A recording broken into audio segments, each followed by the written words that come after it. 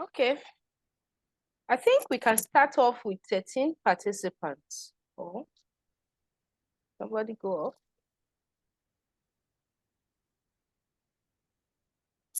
Okay, our time is kicking off. I think we can start off. Good evening, afternoon, or morning, depending on where you are viewing from.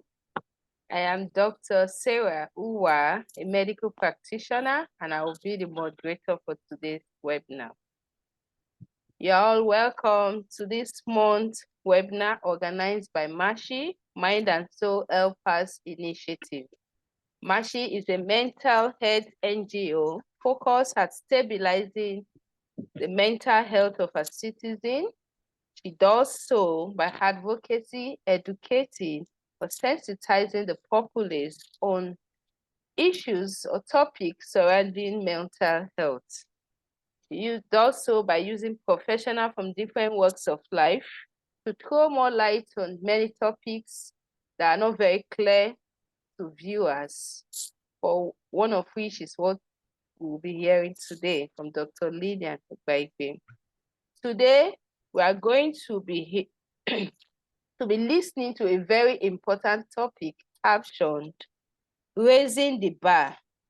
This stigmatizing mental illness, which borders on the way mental illness is viewed, perceived, or accepted in the society, and in turn affects people's reaction to the disease condition, of which mental illness is one.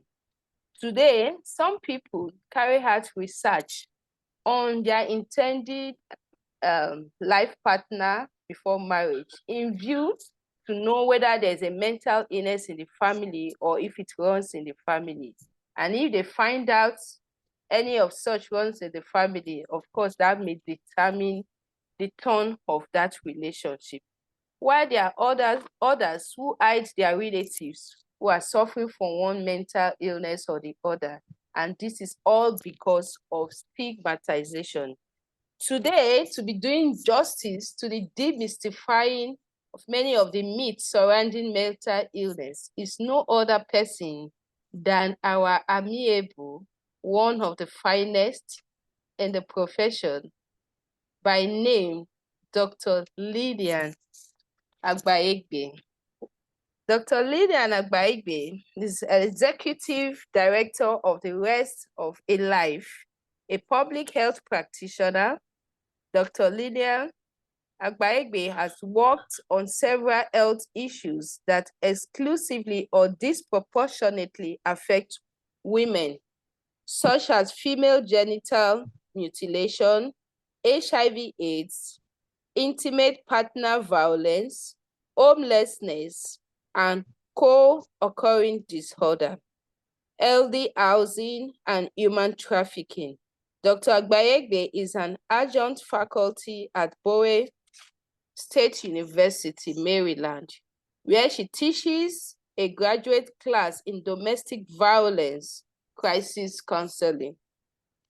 A compassionate advocate, public speaker, and presenter, she is the anchor of LA Lenses, a health, education, and social commentary online talk show. She earned her Doctor of Public Health degree from University of North Texas Health Science Center and a Master of Public Health in Community Health Education from the City University of New York, Hunter College. She earned her Bachelor of Science in Economics from the University of Lagos. Dr. Agbeyegbe is a certified health education specialist and certified in public health. I present to you Dr. Lillian, who will be doing justice to this very important topic for today, while I crave your indulgence to listen carefully so that we can learn something from it. I also want us to take notes of the different areas she's going to be talking on. And if we have our questions, we just pen them down, and when it's time, we can ask, and questions will be given for every answer. Thank you very much. I hand over to Dr. Lillian Agbeyegbe. Thank you. Thank you very much, Dr. Wa. It's a great pleasure to be joining you again on this Mashi platform. Thank you all for joining me. I'm going to get started and share my screen.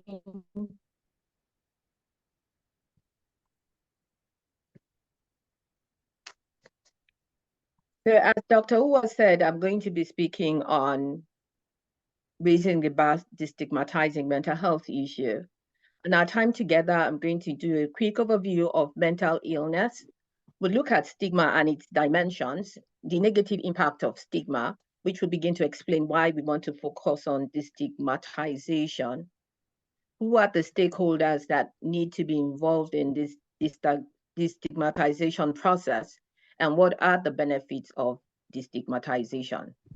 To get us in the frame of mind for the conversation, I want to share two videos. I ask you to listen and note, and these issues will come up in discussion. Oh, wow. How are you doing? You good?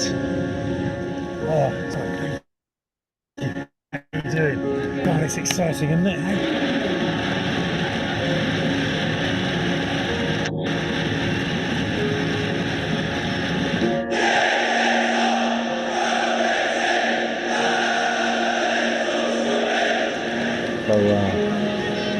So how's the week been? Okay. Yeah. Yep.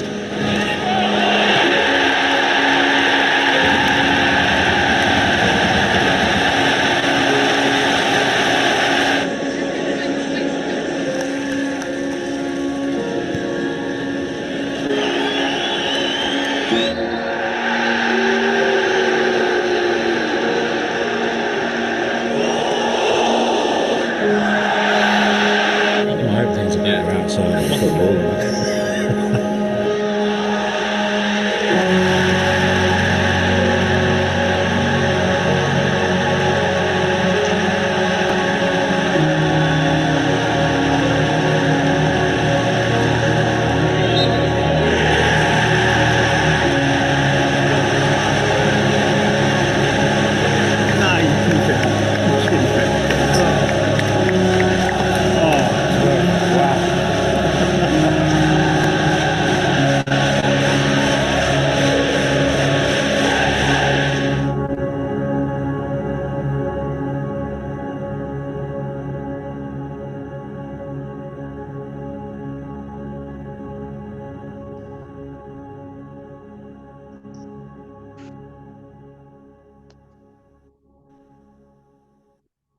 So that's the first video.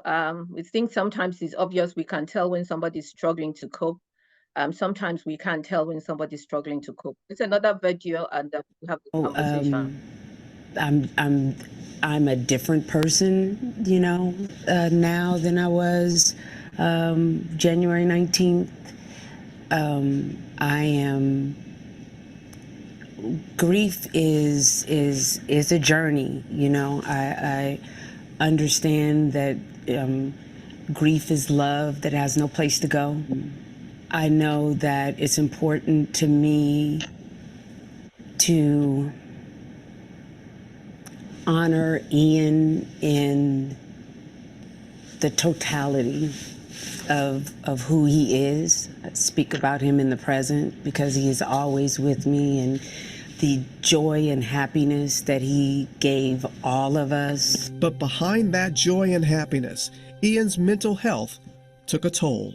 When it comes to depression, that people expect it to look a certain way, and they expect it to look heavy, and people expect that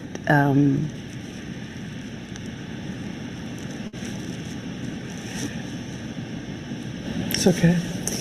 To have to experience this and not be able to have the time to just sit with Ian's choice, which I respect and understand, you know, that he didn't want to be here anymore.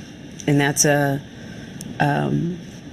a hard thing for other people to receive because they did not live our experience, did not live Ian's journey. I think a lot of people are going to appreciate that you said it was his choice and that you recognize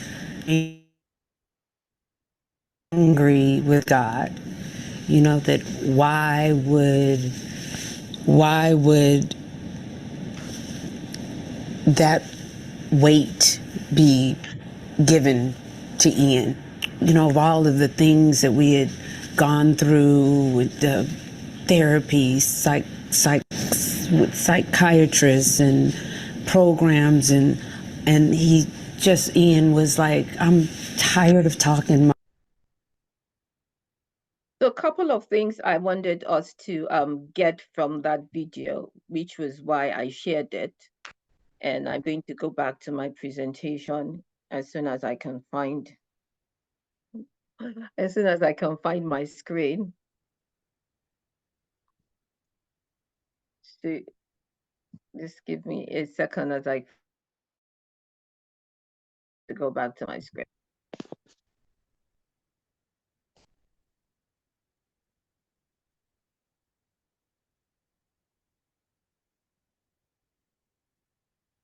So I talk about learning objectives, and now we've watched the video. This first video, one of the reasons why I shared this first video is, if you notice, it was posted by a football fan club. And we will talk more about the importance of having various stakeholders engaged in raising awareness about mental illness. The second thing, for those who came in after the video started, it showed two people. One was very energetic, one had very low energy. At the end of the day, though, it was a person who was very energetic that ended up not being there till the end. The next video we watched was the video of Regina King. Some of you may know her. She is a very famous actress. She's won many awards, and she lost her son to suicide last year, and she was sharing about that. I shared that video for a couple of reasons. One, she talked about grief, and grief is one of the ways in which our mental health can become compromised. And two, she talked about the fact that people expect depression to look a certain way. Ian was her only son. She was very wealthy and comfortable. You might not expect that somebody fitting those criteria will be having mental health issues, but he ended up taking his life.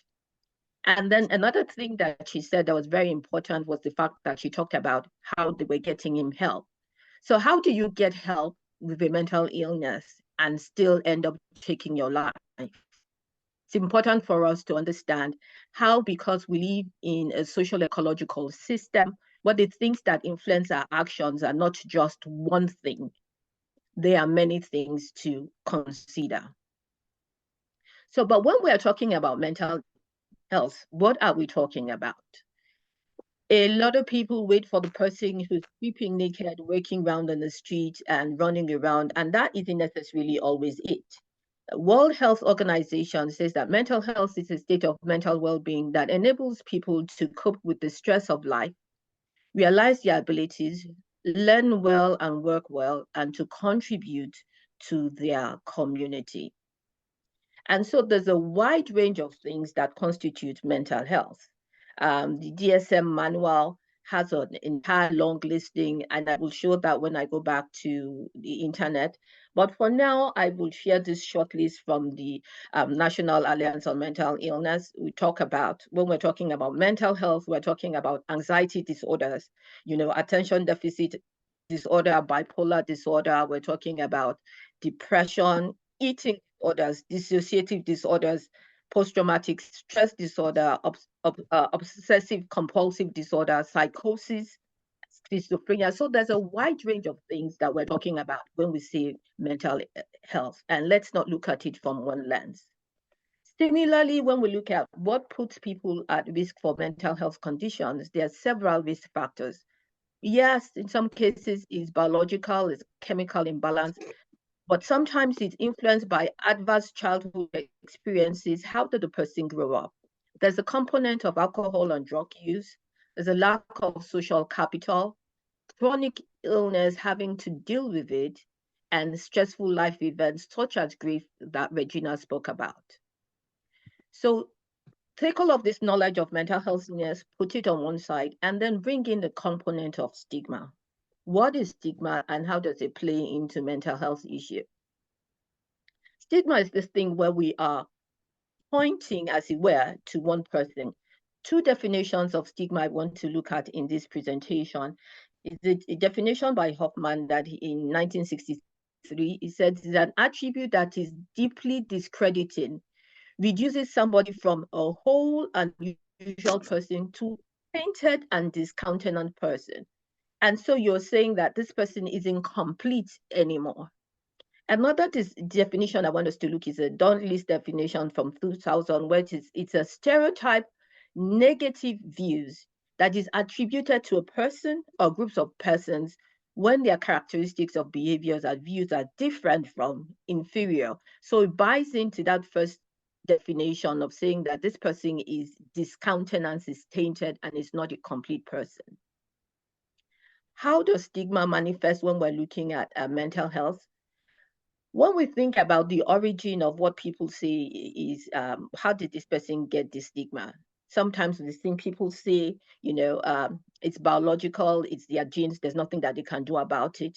Or a lot of times in the African culture, people think that somebody put a spell on somebody. And so because it's a spell that somebody has put on somebody, either people are afraid, I don't want to go there because I don't want to offend the person who put a spell on you, or it's a spell and there's nothing that can be done about the person having a spell on them.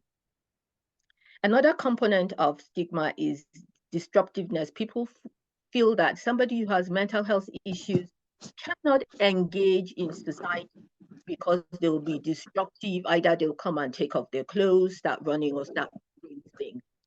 And because of that disruptive behavior, people tend to be quote unquote afraid. They think that there's peril, there's danger to engaging with people who have mental health issues.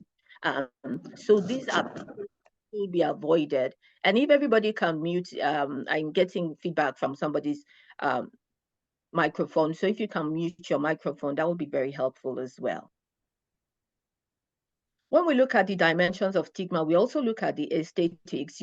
People think this is something that is not pleasing to the eyes, how somebody who has mental health issue looks, how they are reacting, how they are engaging. So let's not bring them to the forefront. Let's hide them and let's put them away because it's really not something that is pleasing to behold. People also, because of that, people want to hide it. They want to conceal people who are having mental health issues. And then there is the cause of a mental health issue. What people think about it, people think the only option when somebody is having a mental health issue is to go downhill. There is no coming back from it. It's just things are only going to get worse. Things are only going to get worse. And because of these things, thinking about, it's a spell, this is dangerous, it's only going to get worse, we should hide it, so there's this stereotype about mental health issues. And it's just a negative belief that somebody who is having a mental health issue should be put away. Because of the thinking that these people should be put away, there's prejudice around people who are experiencing mental health issues. People agree with that stereotype and they have a negative belief. We've seen that manifest a lot of times up until recently, and 2 years ago in the United States, we changed the 10 number response for, suicide helpline to 988. Prior to that time, you can imagine somebody is having a mental health crisis and somebody picks up the phone and calls 911. When you call law enforcement today, law enforcement are trained to respond to situations where somebody is doing something wrong and they come in to correct the situation, probably to apprehend an offender. And we had several situations where law enforcement responded to mental health issues and they ended up it resulted in the loss of the life of the person who was having a mental health issue. Because of this prejudice that because somebody is having a mental health issue, we think that they're doing something wrong and committing a crime, responding to law enforcement. We have since moved away from that because of all of the information. So here in the United States now, for instance, it's a 988 number that you call when somebody's having a mental health issue so that law enforcement doesn't have to respond to that. I know that in Nigeria, for some time, I don't know whether that has completely been changed, but people who suicide is considered to be a crime and you can get arrested for that. So that's the prejudice against people who are experiencing this behavior.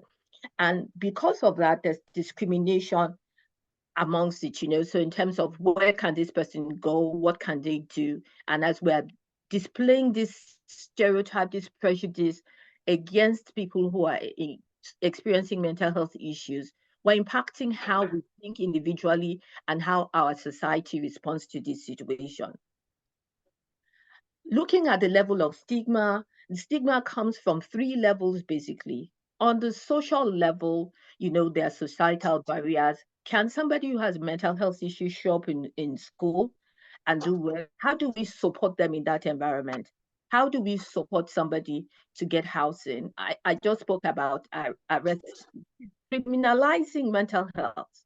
When you arrest somebody for attempting suicide, that is saying that the person has committed a crime. And so when you look at that stigma on a person, what does it do to the individual? The impact on the individual person is they might begin to think that all hope is lost. Has impact for their self-esteem and their self-efficacy. What do they want to do with themselves? Is this bad enough as it is? No, it gets worse because we actually have stigma sometimes even among health professionals, the people who are supposed to be taking care of people experiencing health. Research has shown that sometimes, healthcare professionals want to distance themselves from the person who's impacted. So you imagine you were bold enough to go and try and seek help, and then you're being isolated or you're being kept in a different place. We worry about all of those things, the self-stigma, the social stigma, by the dimensions of stereotype, prejudice, and discrimination, because it has impact on people who are experiencing mental health. When I say impact, what do I mean? I mean that when we have all of this stereotype and we're keeping people in isolation, there's a lack of understanding.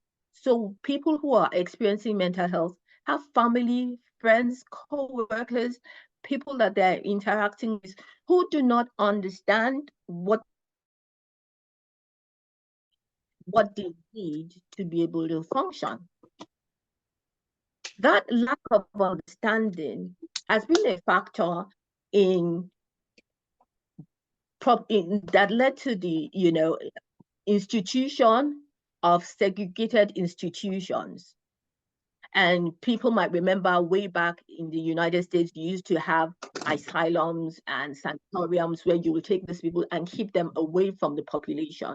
So even though they are receiving healthcare, they are segregated. And it's this notion of peril that we talked about earlier on, people thinking that they are dangerous people, and so we have to keep them away. When they're not kept in institutions and they're at home, they still suffer from social isolation. So family members don't want to invite them out, colleagues don't want to invite them out, and they are left to be by themselves and with themselves. Because of all of this stigma, you find that self-stigma, people don't show up to seek treatment. Nobody wants to disclose that they're having a mental health condition because how are people going to treat me? Or people respond and try to seek treatment, but the way they're being treated, either by healthcare professionals, by members of treatment, and come out of it. If you remember from the video that we watched earlier, Regina King's son, she said her son was receiving treatment. And even though he was receiving treatment, he still ended up taking his own life. So there's still that stigma that impacts people even when you go and seek treatment. Another negative impact of stigma on mental health is societal engagement. When people are not able to show up to work and say, I need a mental health break, or show up to school and say, I'm having depression, and not be treated negatively. People don't want to acknowledge that these are the issues that they're dealing with. There's also the hostile environment that can result in bullying, in harassment, in physical violence, and all of these components for people who are experiencing mental health issues. Does this help us?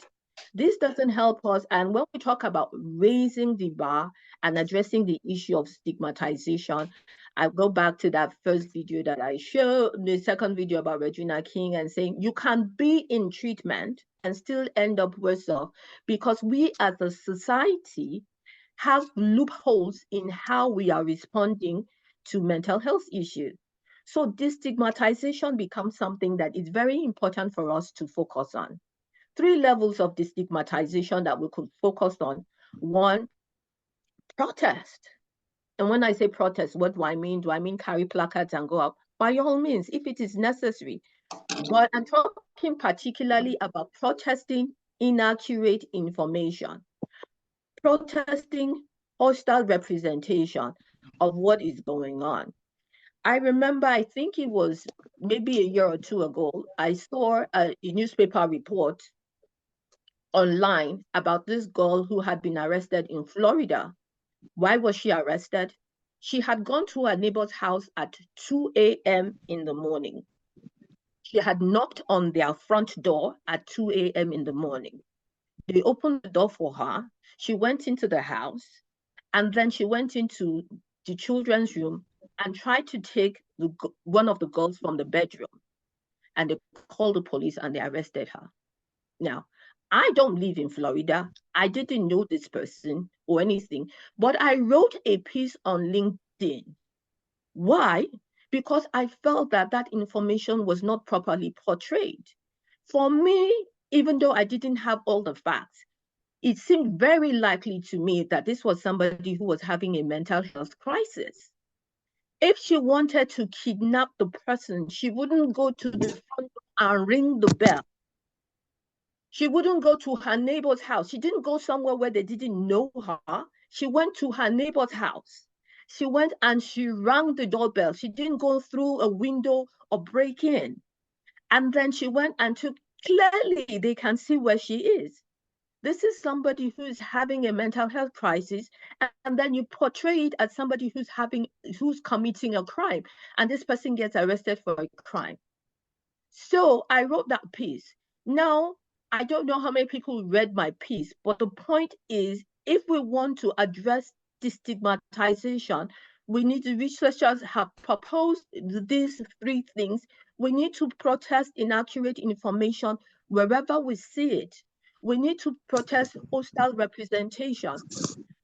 Hope has been doing a lot of work around hostile representation, especially as it relates to gun violence. We have a lot of hostile representation where mass murders or murder-suicide cases have been linked to, there've been attempts to code these issues as issues of mental health. And we have tried to draw attention to the fact that this might actually be the issue of addressing gun violence, because there are a lot of mental health people who are experiencing mental health who don't go around shooting people. The people who do this because they have access to guns that are not secured, or because they don't have policies that allow them to be screened before they purchase a gun, is a different conversation. So hostile representation, inaccurate information, we need to be able to address them wherever and whenever they come up. The truth about that, though, is that is a reactive strategy. We're waiting until somebody has said something wrong, and then we're now responding to it. And so another component of this work that we're doing says that we should address these issues upfront. Education. Let's have seminars like this. Well, we're raising information and awareness. We're talking about what does mental health look like. A lot of people do not understand what mental health looks like. Why are people going through mental health? Is it because they're doing drugs and so you think it's their business and whatever comes to them, they should face it? Is it because there's a spell? Is it because they don't trust God? What are all of those issues? Why are they wrong? What are the flaws in the things people are thinking about? What has research showed us? What do people know? And we should be spreading this information, having these conversations, not just when something goes wrong, but on a very systemic level and very regularly. This is good because this is a proactive strategy. The third strategy that researchers have proposed is that we should promote contact. Promote contact. When we have issues where nobody knows anybody, if I ask people now, for instance, and I say by show of hands, please indicate how many of you know somebody who has a mental health issues. People don't even want to acknowledge that they know somebody has a mental health issue, not to talk of say they have a mental health issue. Are we bringing them out in the public? Are we keeping them locked out? Because the more we are able to engage people who have mental health issues and say this is not a problem, the more we are normalizing this conversation and we stand to benefit from it. That is, creating this contact is both proactive and reactive. Who should be doing this work? Sometimes we think, oh, it's for the scholars, it's for the professors. No. When we talk about destigmatization, there are a lot of stakeholders, we have different roles. Individuals, your role is to A, attend information sessions like this, and B, spread information. Advocate, protest misinformation wherever you see it, and share accurate information when the opportunity provides itself to you. The media has a responsibility of right information, contacting scholars, researchers, and correcting misinformation that is in our community. Non-profit organizations such as Mashi have a responsibility for convening events like this. A lot of communities have faith leaders and cultural organizations that are core of who they are, what they do. We need to go out of our way and engage these people because, believe it or not, there are people in these communities who are suffering from mental health issues because of the stigma in our society. We also need business organizations because all of these things I'm telling you doesn't happen in a vacuum. These things cost money. So one, we need people who can fund these issues. So is the organization able to fund an event? But we also need business organizations because some of you have people who are working in your organizations who have mental health issues as well. What are your policies and procedures for supporting people, for having these discussions in your institutions? You have lunch and learns that you do, you have continual education training that you do, webinars. Who are you inviting to speak? You have an opportunity to provide this education to the people who work for you. We need to bring our healthcare professionals and not just think that because they work in healthcare, they understand it. Stigma is a strong thing, and we can carry our individual bias to the workplace. So how are we targeting our healthcare professionals and making sure that we're educating them appropriately? And then we need to work with government at all levels. This is not something that is the responsibility of the federal government only, the state government only, the local government only. However, we can engage government. What policies are in place? So 988 is a federal policy. Everybody anywhere in the United States, 988 is your crisis number. But there are things that you can be doing at your individual levels as well. So who should do what? Everybody. You see, the check mark means everybody should be doing things. We as a society should be protesting misinformation where we see it, but of course, that's the individual person making the society. The education is also at the society level. We should provide the opportunities, and we at the individual level, we should take advantage of the opportunities. and contact, be sure to invite somebody who's having a mental health issue. I was walking on the streets the other day and I saw a man talking to somebody who was having a mental health issue. The man was also homeless and was on the street. And I just passed by this person, and the stench from this person was really very strong and very terrible. But this man was standing there and having a full-blown conversation with this person. Do you know that that will give this person confidence? Some self-esteem will be restored because they didn't end up homeless or with mental illness just out of the blues. This was somebody who wasn't on the street a couple of years ago and is now on the street. So when you have the opportunity to talk to them, to engage them, then these are the things that we should do. And now what we've looked at the stigma and how it impacts us, why do you want to bother with protesting? Why do you want to bother with learning? Why do you want to bother with changing things? Well, because when we have information and awareness, we can have increased conversations.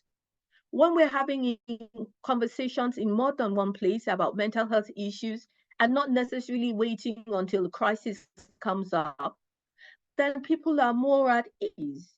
And the more people are easy to have these conversations, the more we increase our likelihood of learning accurate information. So that's a benefit from these conversations.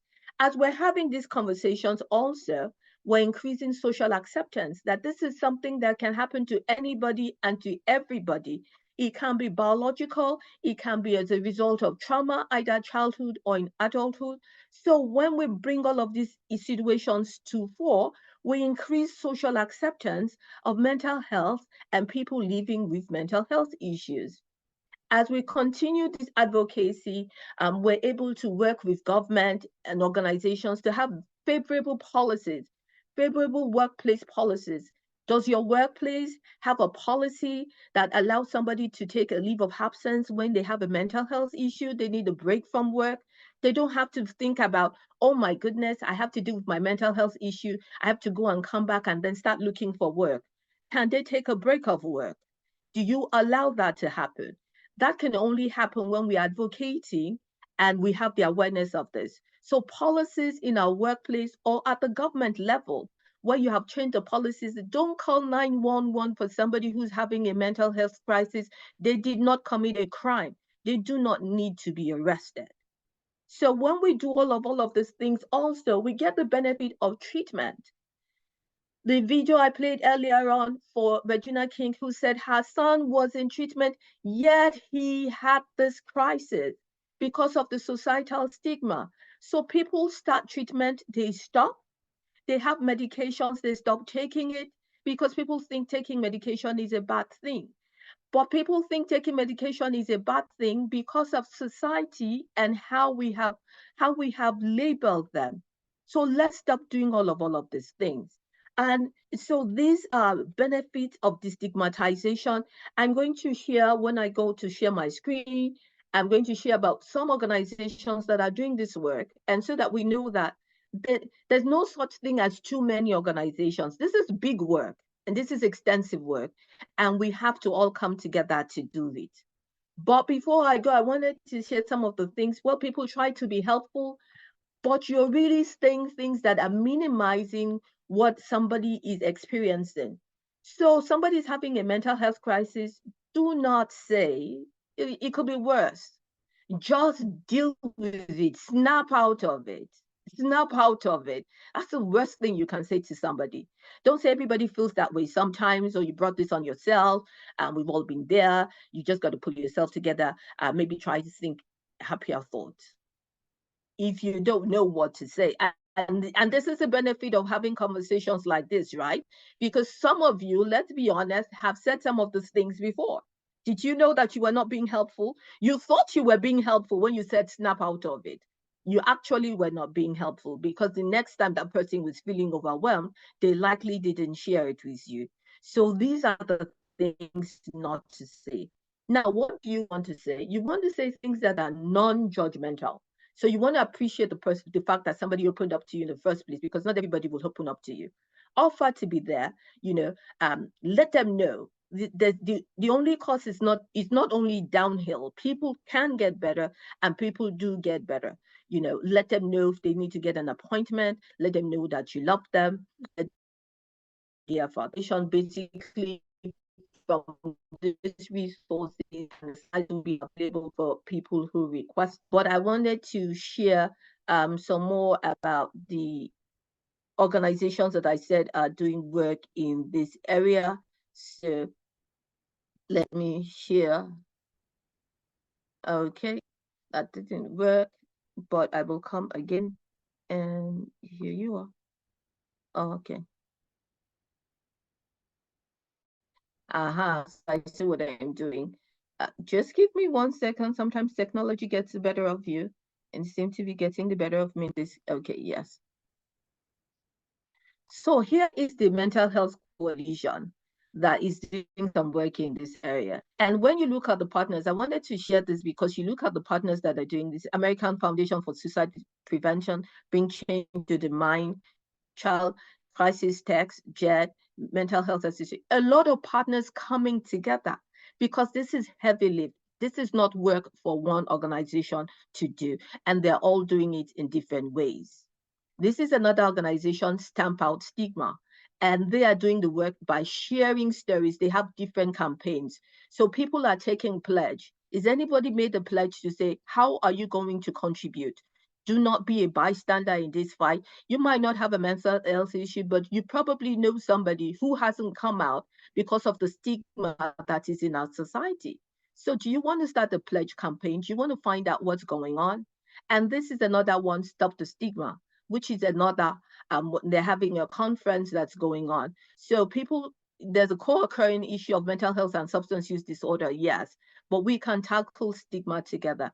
So there's so much going on with regards to mental health. Thank you all for joining me today, and I welcome your questions on how we can raise the bar and destigmatize mental health in our society. Thank you. Thank you so very much, Dr. Lillian Agbeyegbe. We have learned so much from you, and I'm sure she has thrown so much light on this topic. Very important topic. Like I told you earlier, she's one of our finest in the profession, and she has done justice to that. At this point in time, we would like to take questions, comments from our participants. It will be good to hear from you. Please, you can also raise your hand electronically. We'll acknowledge. If there's anybody that told us a lot, try to demystify many of the myths surrounding mental illness. At this point, she has also thrown light on the fact that mental illness is just like any chronic illness that needs help, and we need to up our game on destigmatizing people with mental illness. I'm sure there's somebody who wants to speak, from Daniel Ajogbon to everyone. Lucid presentation. Thanks, Dr. Lillian. I had my voice to that. Thank you, Dr. Lillian. Sure, I've learned and added to my wealth of knowledge. Thank you. Oh, Joseph.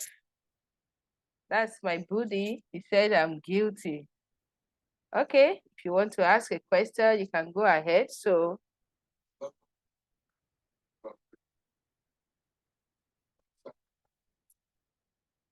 yes. Dr. I'll look at my chat. Oh, okay. I'll just read some of our questions here. Can I speak? Yes, you can go ahead. Okay, thank you very much for the wonderful presentation. So I just want to ask, like, can we have a list of the kind of things that we can say to people that have mental health, Seems like because that's a very critical point for us. You tend to want to tell the person that the person is strong and the person has, you don't expect, if at all, oh, you are a very strong person, you are bold, I don't expect that you should fall into the kind of state of depression or having mental health. So do we have some, like, a list of things that you can say in to replace those kind of statements so that it guides us appropriately? Thank you very much. Thank you very much. I think that you may have, okay, yes, you may have come in after I shared the video. Regina King was talking about her son who took his life. And a couple of things about Regina King. She's a very successful actress, very wealthy, and her son was an only child. And so is that a person where people will think, oh, he's just being spoiled or something. He has everything that he needs. What could possibly be wrong? And you can think that, it's okay for you to say something like that, oh, snap out of it.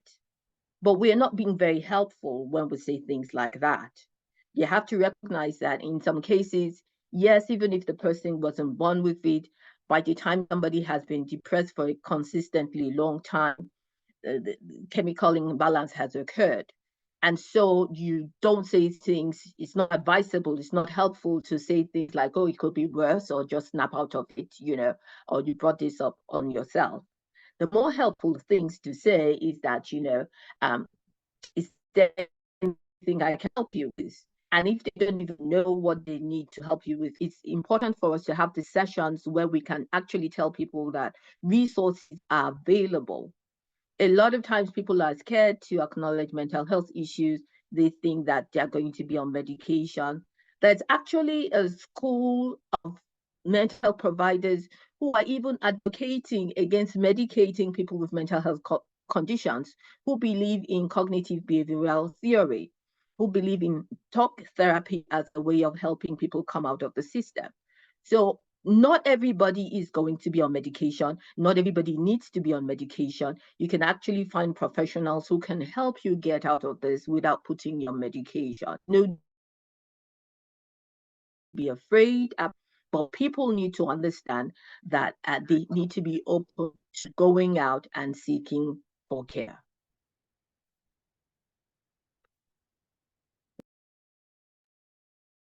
Thank you. Thank you very much. If we have any other questions, please, you can indicate or go ahead. One more question, please.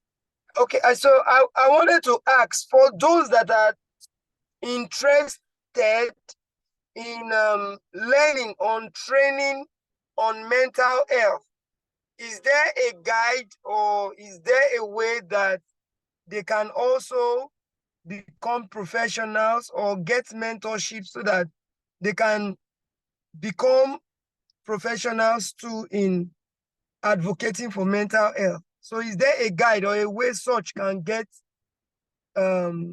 trained and be certified to be professionals in mental health? Thank you very much. Thank you very much. One of the things I like about the internet, which is when somebody says the internet is both a blessing and a curse, there is almost nothing you can't find on the internet. Now, that's good when you're looking for things that are helpful, but it's bad because you can also drop things that are not helpful. In terms of training and certification, we get very swayed by this sensational, and so you might find people who are offering trainings and on this issue that do not have the skills or the competency to be doing such. So I'd advise a thorough search on institutions that are providing this, if it be a certificate program or a degree program, which you have to go to school to get. So but there are a lot of resources. Being mindful of the limitations of people to really do this research. Some of those organizations I shared, when you go to the website, there are a lot of resources on what to do, what not to do, what to say, what not to say. However, the people who are trained, whose competency is really up there, so it's better to go to people whose area of specialization is on addressing these issues. And then I have a comment in the chat. This optimistic Olumide says, last year I wrote a proposal on mental health campaign on suicide in Nigeria, but got stuck on executing it yet, as I plan to start the campaign in Lagos and have not disclosed sponsorship and partnership. Is how can we go about the coalition and having this goal? Olumide, thank you very much for sharing. At this current time, I think that Mashi has, so Mashi, the organizers of this webinar, I think it's a good place to reach out to them. I know that a lot of people doing work in Nigeria in this area, but it's also calling, and this was one of the reasons why when I talked about stakeholders, I called out on business communities, because they need to be able to be at the table to fund this event, but we also need to collaborate to work on that. So you might contact Professor Hope Eghagha, who might be able to connect you with some of the stakeholders on ground that can build a coalition to address this issue. And I have a couple of comments. It says, since mental health is like one of the chronic diseases we have, could you suggest what could be a possible symptom? So this global women sectors, there's so many things that are symptoms of mental health, sleeping too much, sleeping too little, eating, talking to self, withdrawing from society, having conversations that are sounding terminal, and all of those behaviors can be indication of symptoms of somebody suffering from a mental health crisis. When you see somebody is withdrawn from themselves, less active than they used to be, either eating or eating too little, you might want to consider getting them help. And Olawale Biyokun was also said, in a country like Nigeria, where there's no proper legislation that protects the rights of people with mental health issues, what can be the individual level to help the campaign on mental health stigmatization? So if you see what I said on the earlier on in my presentation, where I talked about protesting and education. So if you want to do something, for instance, Olawale, I do not know, do you have a faith community? You might talk to your faith leaders and say you'd like to invite somebody to do a mental health presentation for your faith community. Do you belong to a cultural organization? You might want to invite somebody to say, can we have a presentation on mental health issues to this room? If you're on social media and you see somebody who's stigmatizing somebody with mental health issue and trying to say that, they're disruptive, can you share the and say, that's how mental health occurs, is why this person does it. So look out, keep your eye out, create opportunities for education and awareness, and correct misinformation where you see them. And Dr. Hawalade Yusuf, thank you, is joining us all the way from Kano. Thanks a lot. Your question is, does the person with mental health issue know that they have it? That's two ways. One, a person might not know that they have mental health issue. They might just think that they are fatigued. They might just think that, one or the other thing is going on. So a person with mental health issues might not know.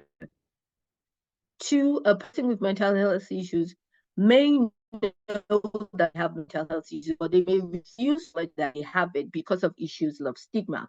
Because what if I acknowledge that I have a mental health issue now? Then I have to talk about going to see a provider. Then I might get stigmatized. Then people might not want to invite me out anymore when they know that I'm taking medication. Then my job might think that, oh, I'm going to be taking time off. So yes, people may know, people may not know, and the reaction of that information is also how we as society are dealing with the issue of stigmatization to encourage responding appropriately.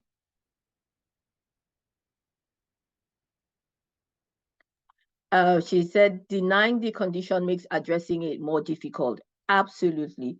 When somebody doesn't know, it's education and awareness. you know, because if somebody is thinking that I'm fatigued, you know, and then you help them see that really this is beyond fatigue. But and that's why we talk about a societal level intervention, because if you are the only person telling somebody with mental health issue that they have a mental health issue, they may really think that there's nothing wrong with them.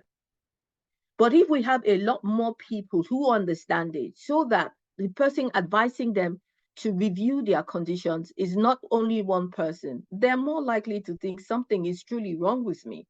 But if everybody is keeping quiet, which was one of the things we talked about when we talk about, you know, how do we respond? And we talked about increasing the conversation level around mental health issues, have a lot more people aware, have a lot more people talking about it, so that people don't think, oh, it's just this one person. But if more than one person is saying to them, I think, you know, that there is something going on here that might help, they're more likely to believe it than just having that information coming from only one source.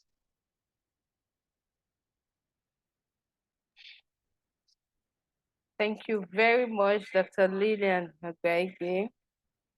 You've done justice to that topic, and I'm sure we've learned a lot from this today, especially on things to say and things not to say to people with mental illness. And sometimes you think you are helping them by telling them snap out of it, but no, you're not doing any good to them. Instead, be empathic and try to put yourself in their shoes and understand them. By that, we'll be helping to improve their state. At this point in time, if we don't have, okay, somebody is raising up his hand. Ladi Yusuf, we can take you. If you have a question, please go ahead.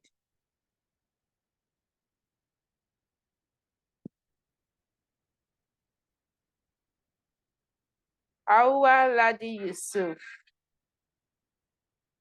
Okay. I think we lost that. If there is no. Hi everyone. Okay. Can go ahead with your question. Yeah, this is Hawala Yusuf. Yeah, it was such a brilliant presentation and quite interesting and enlightening.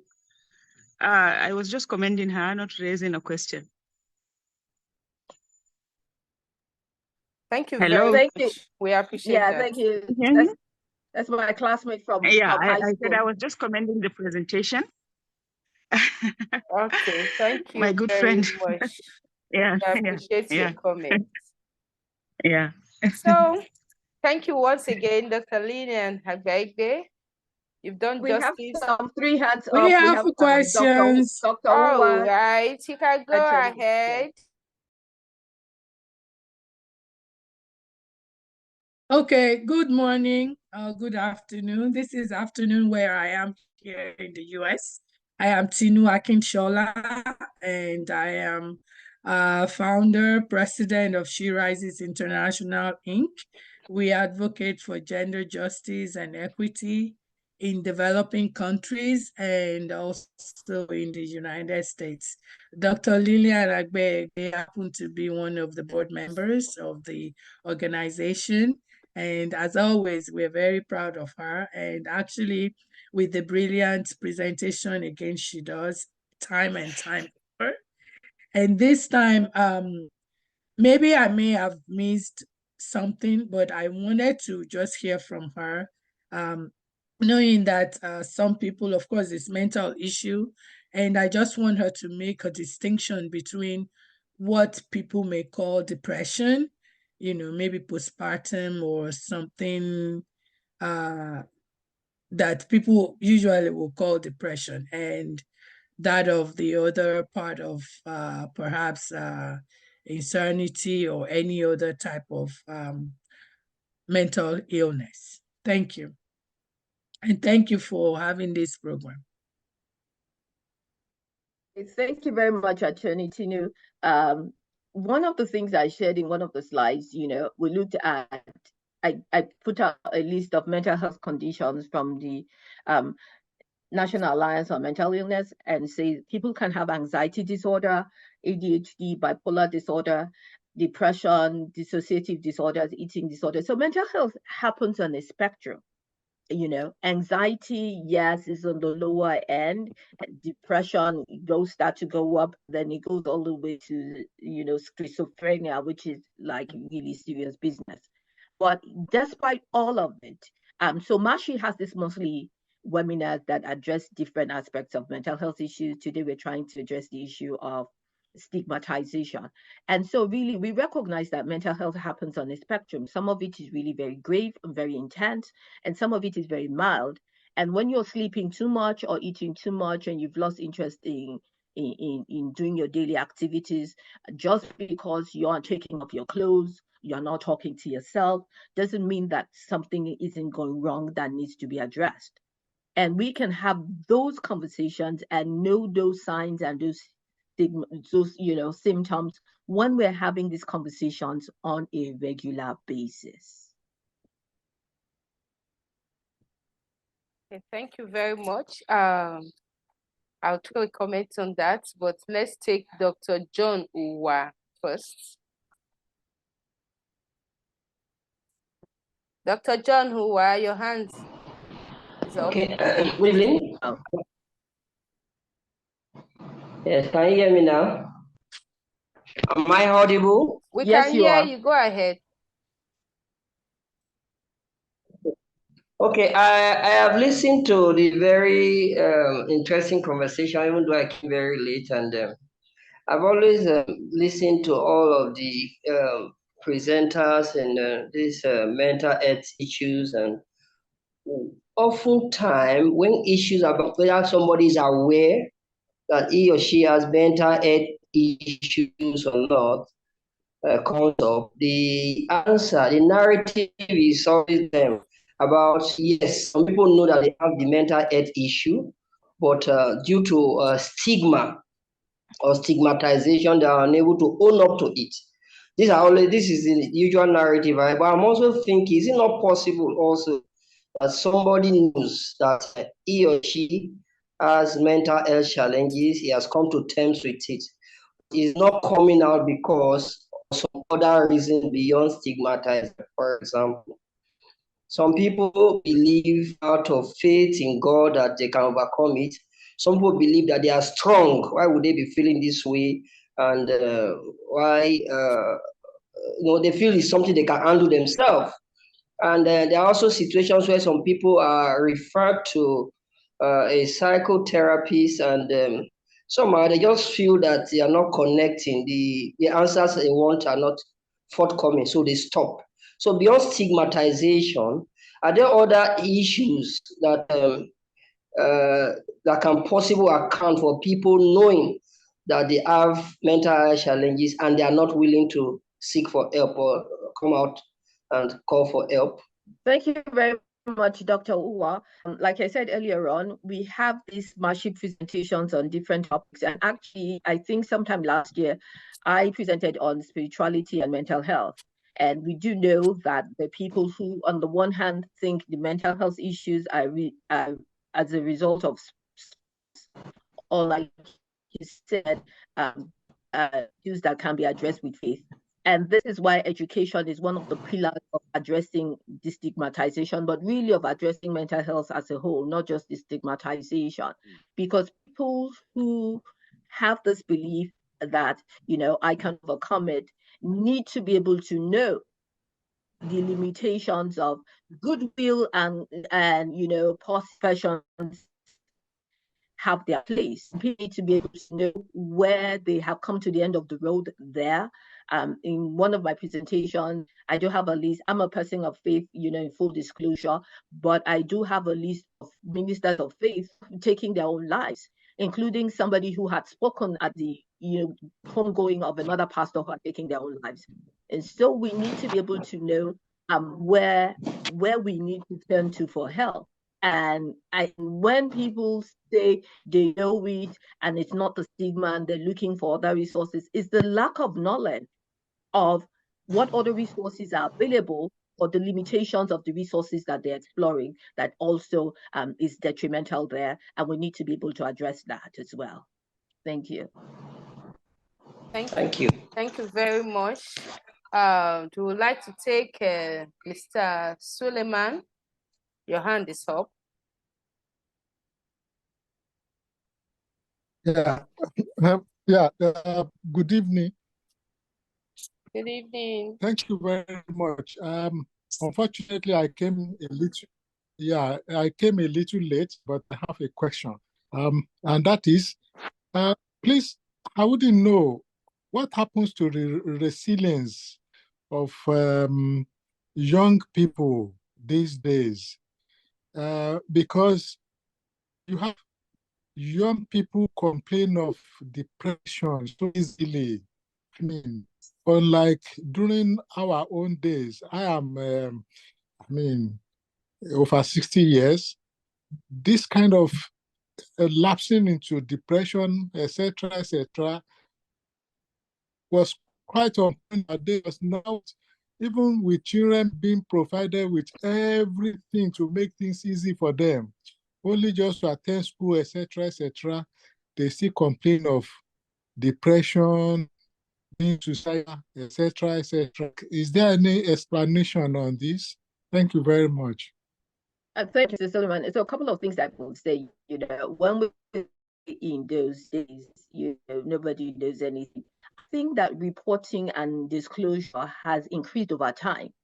And so the fact that we're reporting more and disclosing things more doesn't mean that they didn't happen before. It just, on the one hand, means that these were not conversations that were typical for people to have before. Like if somebody was depressed 20 years ago, who would you tell? People don't say things like that. But we are in a generation where we're very open to conversation. So it might seem like it's an increase, but it's actually an increase in disclosure. That is on the one hand. And the other hand, also, we are in the different place in where we are today. So you are right to say that people just go to school and they don't have to wake up in the morning and go fetch water or go sell something to contribute to your household income. And so you will think that they have less pressure on them. Why are they doing sort of things? We live in a different world where the world is really truly a global village now. And there's a lot of influence from things that are on social media. And that is a contributing factor. Here in the United States, I believe it was like 2 months ago, Mark Zuckerberg was, at the House answering stringent questions about the impact of social media on the health of people. We've had people who have actually be bullied on social media or taking their lives due to social media. So there's a lot of campaign and awareness. We know that times and interactions have changed, and government is trying as best as possible to play its role. We as society are also trying as best as possible to hold social media platforms responsible for information that is presented and shared on social media. Thank you. And if I may call my other classmate, Samira Abubakar, she also had a hand up. Thank you. Yes, good evening, Dr. Lillian and the group. Your presentation is well taken. My comment is, don't you think the influence of, as you said, the social media and the, what about drugs?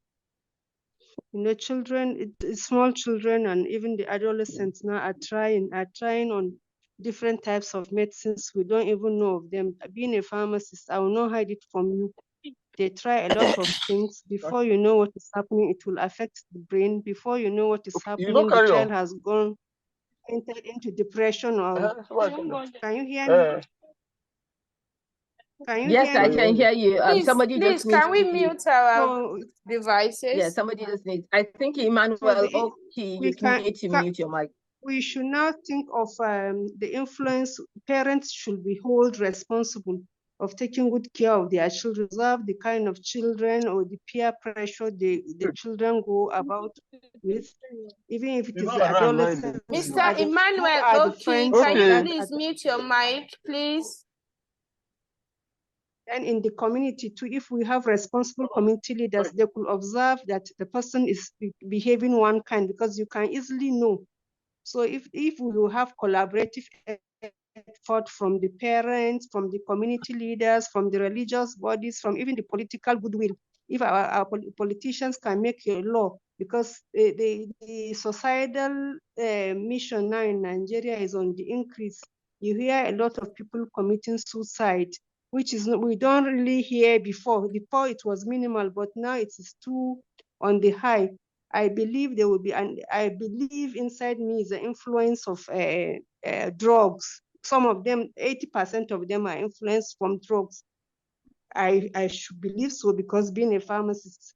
So what do you think about it? Can't we use social people, including the healthcare, the social care people outside too? It should be a collaborative effort from everybody. Thank you, and I wish you the best. Over. Thank you very much, Dr. Samira.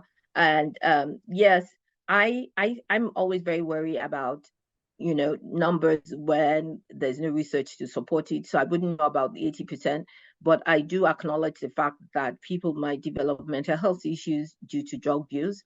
And this is why this is a comprehensive, across-board intervention where partners have to come in from multiple levels. And if there's a campaign, again, I would say, Mashi does these seminars monthly, so there might be another that will deal with the intersection of drug use and mental health issue. And we know that that's a risk factor, but that's not the only risk factor. So as much as we need to address that risk factor, we also need to address the other risk factor. And we also have to work as a community, like you said, addressing the drug use increase in our communities and providing resources for people who might be struggling with drug use issues.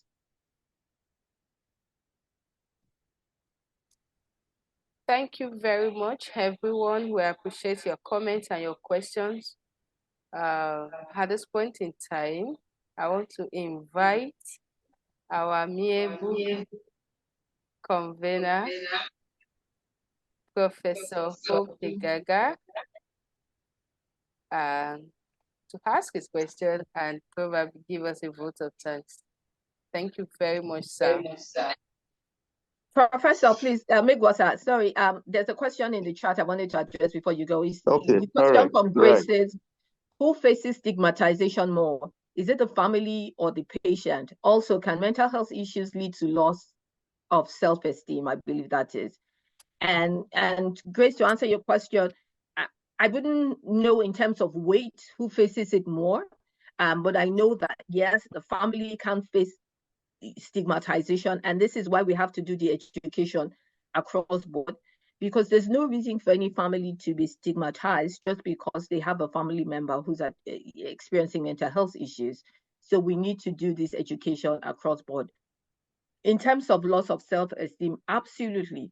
If somebody has mental health issue because of that, people are not inviting you out, or people are refusing to speak to you, your self-esteem is going to go down, especially when you know that it wasn't an oversight, it was a deliberate attempt not to invite you, or people are avoiding you. You're coming on the street and people want to walk the other side of the street. You're having an event and nobody is available to attend, all of these things. You're trying to get a job, or you get a job and you lose your job because you're taking time off to go and attend to your mental health. So it will affect the self-esteem of a person. When we looked at how stigma, we looked at the social stigma, self-esteem stigma, and these are some of those things. Unfortunately, when it affects self-esteem, it can be two ways. Somebody can decide, okay, this is bad and I want to deal with it, or the person can just give up and say, this is downhill and there's nothing to be done. So it cuts across both ways. Thank you for that. And Professor, turning back to you, sir. Yeah, let me start by thanking our erudite lecturer. It's always fun to listen to you, both in terms of your presentation, your articulation, and then the ideas that you have. I want to thank you. Very brilliant presentation that you have just given us. Not a such, just to observe that often stigmatization, intra-family stigmatization is the worst. When a family is assembled, they want to do certain things, they isolate somebody. Not minor, in head, not correct. They want to take certain decisions. They don't include such persons. And then when that victim gets to know, it increases the level of depression. So let's be mindful of what we say to persons who are depressed. I'm happy you said it. We don't tell anybody snap out of it. You can't snap out. You didn't snap into it on your own. Something led to it. And then we don't blame them. You brought this upon yourself. Anyone who says that worsening the situation. So within the family, let's not stigmatize our cousins, our brothers, our siblings, our sisters. A mother, there was a girl I was counseling who had been raped by a friend. And after a long while, she was able to confide in her mother that she was raped. So there was this day in the open compound, she retaliates.